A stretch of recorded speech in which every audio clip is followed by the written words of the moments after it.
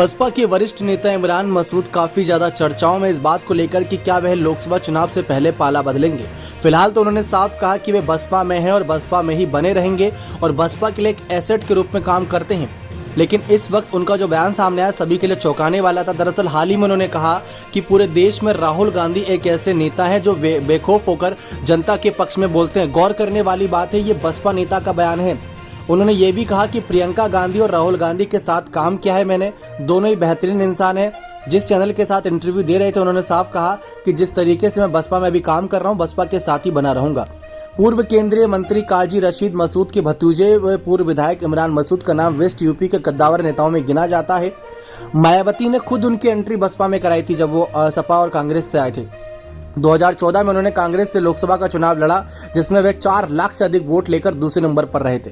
उसके बाद 2019 में इमरान मसूद ने फिर लोकसभा में कांग्रेस के टिकट पर चुनाव लड़ा। उसमें भी वो 2.25 लाख वोट लेकर अपनी सियासी हवा को रुख भांपने में माहिर माने जाने वाले रहे। इमरान मसूद ने विधानसभा चुनावों से ठीक पहले जनवरी 2022 को कांग्रेस छोड़कर सपा का दामन थाम लिया। सपा में उचित सम्मान मिलता दिखाई नहीं दिया तो वहां से भी मोहभंग हो गया। उसके बाद उन्होंने बसपा की ओर रुख किया। उन्होंने महज 6 महीने बाद ही सितंबर 2022 में बसपा ज्वाइन कर ली थी। बसपा सुप्रीमो ने उन्हें पार्टी से मुस्लिम समाज को जोड़ने के लिए वेस्ट यूपी का संयोजक नियुक्त किया था। साथ ही नगर निगम के चुनाव में भी बसपा से इमरान मसूद की भाभी खदीजा मसूद को चुनाव में उतारा था। मसूद ने हाल ही में इंटरव्यू में साफ कहा कि राहुल गांधी अंतिम छोर के व्यक्ति तक का दर्द महसूस करते हैं। जब मैंने कांग्रेस को छोड़ा तो अंदर से बहुत दुख हुआ, लेकिन कार्यकर्ताओं का काफी दबाव था। कांग्रेस जरूर छोड़ी लेकिन राहुल गांधी के खिलाफ कभी कोई भी गलत बात नहीं की। राहुल गांधी से आज भी अच्छे संबंध हैं। वे उन्हें जन्मदिन के साथ ही त्योहारों पर भी बधाई देते रहते हैं।